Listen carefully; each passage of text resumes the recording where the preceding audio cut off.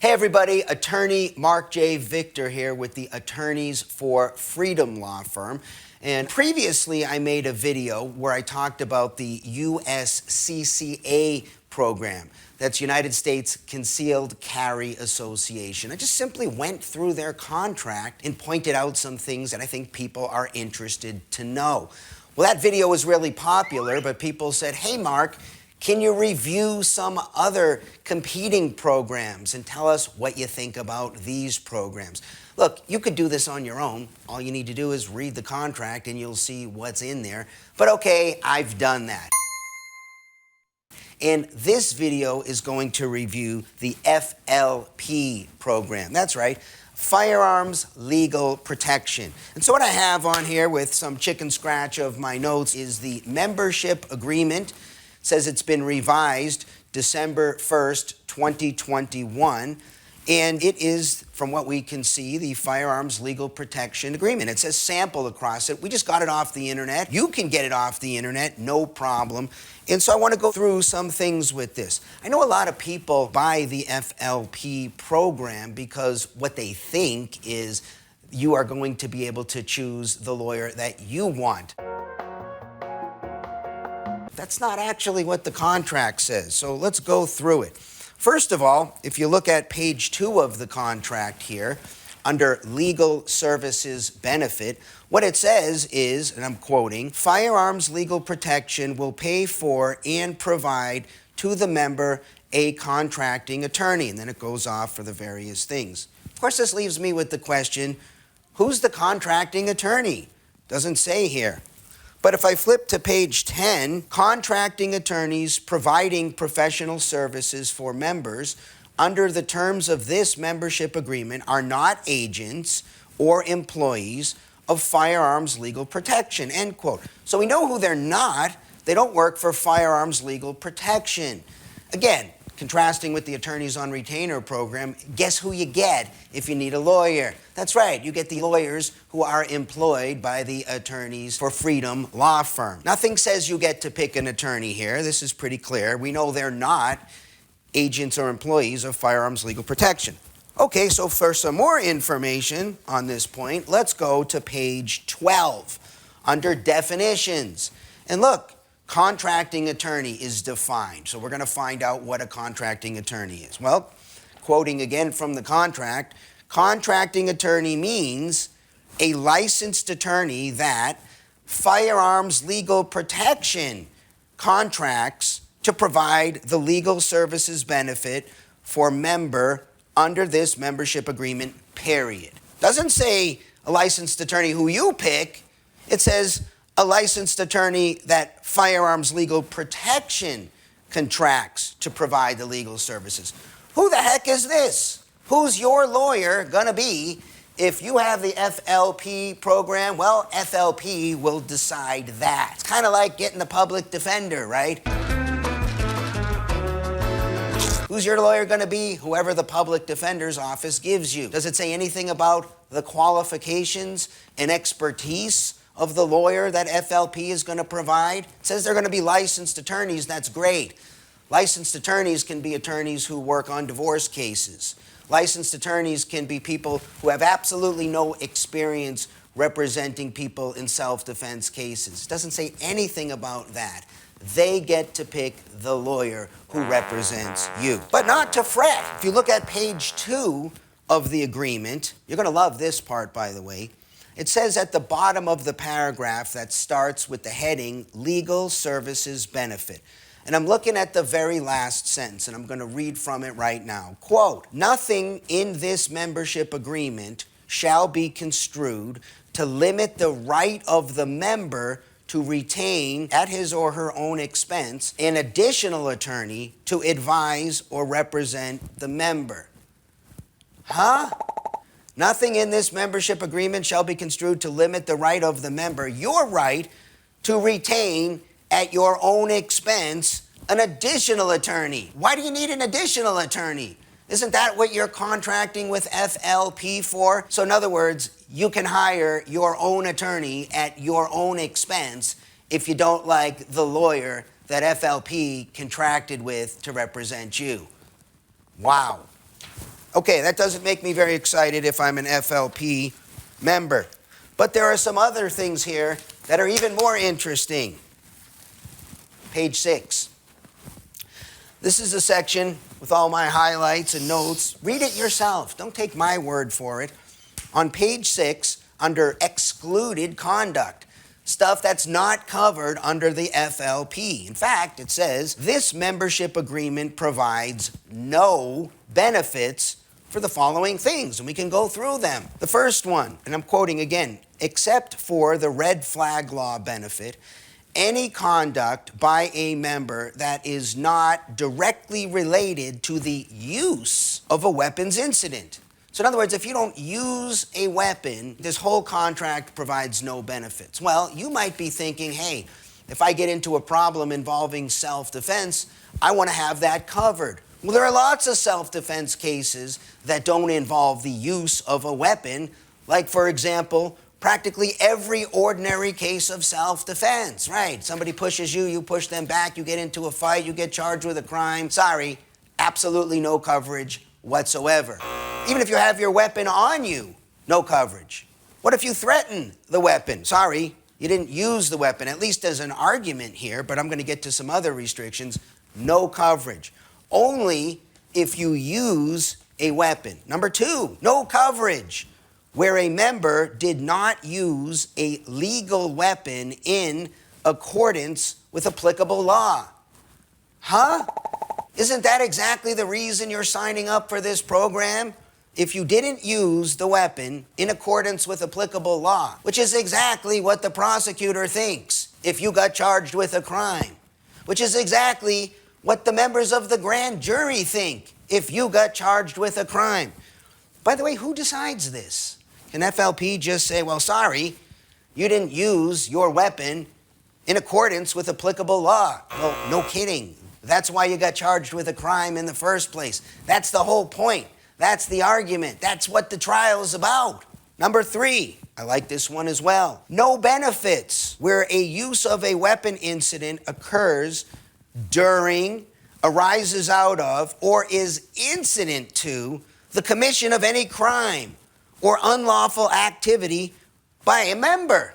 Did I just read that? Yes, I did. Look for it yourself. Page 6, the FLP contract, number 3, under excluded contract. No benefits where the use of a weapon, remember, if you didn't use the weapon, you're out anyways, no benefits. But here, where you use the weapon, where that occurs during, arises out of, or is even incident to the commission of any crime or unlawful activity by the member. Isn't that exactly the reason you purchased this protection in the first place? Number 4, no coverage, no benefits in regard to any use of a weapon incident that does not involve a legal weapon. As if we even needed this. Well, there are many instances where people get charged with crimes and they may not have a legal weapon. There are many ways to have a weapon that's not legal. Got a problem with the serial number on it? Have any type of prohibited weapon? The states have laws that prohibit weapons. The feds have laws that prohibit weapons. Any of those involved? Sorry, no coverage whatsoever. Number 5, no benefits, no coverage for any use of a weapon incident that involves the negligent or unintended discharge of a firearm by a member, end quote. Are you kidding me? I get more of these cases than any kind of case in terms of good people with firearms who get themselves in trouble. What's the most common crime that we see at our law firm, the Attorneys for Freedom? It's an oops, I had an accidental discharge. That happens all the time. Even with people who are good people, they have accidents. Don't do this, by the way. Always check your weapon. Make sure it is unloaded before you clean it and things like that. But accidental discharges happen. They happen a lot. Sorry I freaked you guys out. They happen more frequently than all these other types of crimes, at least in terms of what I've seen over the last almost 30 years of representing people who have been charged with gun crimes. No coverage whatsoever for an accidental discharge. Incidentally, all these are covered with the Attorneys on Retainer program no problem. Number 6, no coverage, no benefits for a use of a weapon incident that occurs when a member is intoxicated pursuant to applicable law. Well, what does intoxicated mean? And who decides if you're intoxicated? Drinking? I'm not drunk. Does this mean if you drank some alcohol before the incident happened, which happens sometimes, right? No coverage whatsoever. Sorry, you're out. But wait, there's more. 7, number 7. Now we're on page 7 of the FLP contract. No coverage, no benefits for a use of a weapon incident that arises out of, in any way involves, or is incident to the brandishing of a legal weapon by a member, end quote. Are you kidding me? You simply brandished your firearm. There's no coverage whatsoever under the FLP program. Okay, so what does it mean to brandish a weapon? FLP is happy to tell you on page 12. Page 12 of the FLP contract under definitions, brandish, which is in quotes. Here's what it means. Brandish means to wave or flourish a legal weapon as a threat or in anger or excitement unless defined otherwise by applicable law. That's pretty broad language. So if you do that, if you wave or flourish your weapon as a threat, We got a problem here? or in anger, or even in excitement. Lots of people pull weapons out and they're not excited, right? If you pull it out in excitement, no coverage under the FLP program. Again, these aren't my conclusions. This isn't my judgment. It's not even my opinion. It's the contract for FLP, page 7, right up at the top, number 7. No coverage for the use of a weapon that arises out of, in any way involves, even if it starts with a brandishing, right? In any way involves or is incident to, it's connected to the brandishing of a legal weapon by a member. No coverage. Number 8, and final on the list of exclusions. No coverage, no benefits for a use of a weapon incident in any location where possession of a firearm or other legal weapon is prohibited by applicable law. There are many places where firearms are prohibited. Lots of government buildings, schools, lots of private property has prohibited weapons. What if something happens there? No coverage under any circumstances. On page 7 of the FLP contract, you can look at the heading entitled Family Violence. And I'm going to read from it verbatim. Quote, this membership agreement provides no benefits to a member for a use of a weapon incident related to or arising out of the use of a weapon by a member against that member's current or former family member, household, or dating relationship as defined by applicable law. Think of that as domestic violence. Are you kidding me? This huge category of incidents that happen between people. Lots of criminal cases get charged arising out of domestic violence incidences. And again, this isn't just a current family member or household member or dating relationship, also a former one. Let your mind wander into all the endless examples of things that can happen with people related to or in the family or in the household or former dating relationships. None of that is covered under the FLP contract. Continuing on with the FLP deal here, and I'm still on page 7. Now I'm at the bottom where it says requirements for members. Here's a requirement if you want to use your benefits under the FLP contract. And I'm quoting verbatim from page 7. To obtain services or benefits under this contract, members must comply with the following provisions. 72-hour notice. A member must notify Firearms Legal Protection within 72 hours of a use of weapon incident involving a member by calling the Legal Services Hotline. Failure to notify Firearms Legal Protection within 72 hours will relieve Firearms Legal Protection from any and all obligation to provide any benefits under this membership agreement, period, end quote. Are you kidding me? You mean if you don't notify these guys within 72 hours, absolutely no coverage whatsoever? How could this possibly happen, right? I mean, how is it possible you might not be able to notify them? Well, say you get arrested, which happens often in gun cases, in self-defense type cases, or at least arguable cases of self-defense. That's what we're dealing with, right? It's when you get charged, which means at least the prosecutor or the grand jury thinks you did something wrong. We're not even talking about any of this stuff. Unless that happens, you get taken into custody, and you might sit there for 72 hours. Maybe you can't pay the big bond that gets set. Maybe you can't make a phone call. Hey, you're Brenner. You gotta make a phone call. It doesn't say somebody else gets to notify them on your behalf. It says a member must notify FLP within 72 hours. Not the member's friend, not the member's spouse, not somebody helping him out. The member. And failure to notify FLP within 72 hours will relieve FLP from any and all obligation to provide any benefits under this membership agreement. Sorry, you're out. You can't make that phone call. That's the only way you can do it. You can't make that phone call within 72 hours. No coverage for you.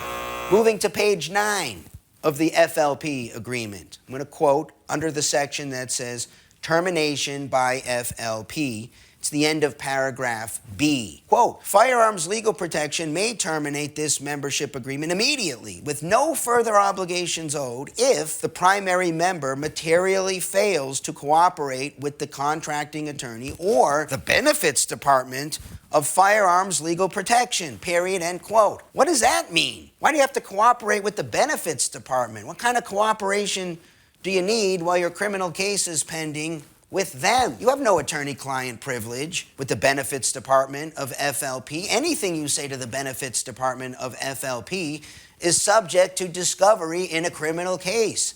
In fact, any criminal defense lawyer who's been around any length of time, like more than 5 minutes, is going to tell you, if you're charged with a criminal offense, to not make any statements to anybody. Could that be materially failing to cooperate with the benefits department? And who decides this? FLP? Well, if FLP decides that, sorry, you are out. No coverage for you. Moving on to page 11 of the FLP contract, where it says repayment rights. Repayment rights? You might have to repay FLP. Well, according to the FLP contract, that's exactly what you might have to do. Let's see what it says. Quote, in the event of any material breach of this agreement by a member, the member agrees to repay Firearms Legal Protection any and all amounts paid by Firearms Legal Protection on behalf of the member within 10 days of written demand to the member from Firearms Legal Protection. If member fails to repay any amounts demanded hereunder, Firearms Legal Protection may exercise all rights and remedies available at law or in equity, including seeking the recovery of reasonable attorney's fees and costs. So if you breach this agreement, whatever that is, maybe not cooperating with the benefits department, FLP seems to have a right to demand immediately that you repay any benefits that were given to you. You better pay up. All right, so those are my comments about the FLP program. As you can see, they tell you right in here, they are not a law firm. They don't give you any legal advice. I've gone through the various sections of the contract, I think the major ones. But again, read it for yourself. As a little summary, FLP gets to pick the lawyer who represents you. No coverage from anything arising out of anything illegal, from what I can see. No coverage from anything domestic violence. Ordinary self-defense, completely not covered here. And there are repayment provisions for any breach or substantial breach of their contract. I don't know who makes these decisions or not. But there's a way to skip that. Instead of contracting with a middle person or a middle company that isn't a law firm, can't give you legal advice, and has exclusions for so much that you actually care about, right? That's what you're actually worried about in the first place. I know what you're worried about. I've been speaking to the gun community for almost 30 years. I've been speaking at gun shows and answering your questions. I've been commenting nationally on firearms issues. I know what you're worried about. What you're worried about is you're going to use your firearm at some point and you're going to be charged with a crime. I don't know how FLP is going to interpret all these things. I can only read from what's in their contract. You can read it for yourself. Just get it. It's right online. But what I can tell you is the Attorneys on Retainer program, that's administered by a law firm. You don't have to guess about who's going to be representing you. It's going to be the Attorneys for Freedom law firm. We'll be representing you on all self-defense cases, even if it arises out of a criminal offense, which of course it does. That's the reason you're charged, right? What happens if you actually get convicted? That can happen. 90-something% of cases resolve with plea agreements, not with successful not guilty verdicts at trial. People sometimes accept a plea agreement because they're worried about the risk. Do you want to also have to worry about the risk of whether you're going to have coverage here? None of that applies to the Attorneys on Retainer program. We just represent you as zealously and as aggressively and as professionally as we can. If you want to be sure that you're going to have coverage if you get charged with a crime, you come in, you say, hey, Mark, I acted in self-defense. That's what we should do here. No problem. You don't have to prove it to me. I'm not going to second guess you. I'm going to defend you as aggressively and professionally as we can, just like we've been doing for the last 28 years. Check out attorneysforfreedom.com. Check out the FLP. Read what I went through. Don't take my word for it. Read our contract as well. Make your own decision. My name is Marc J. Victor, owner and president of Attorneys for Freedom Law Firm. Check us out. Happy to answer any questions that you might have. Peace.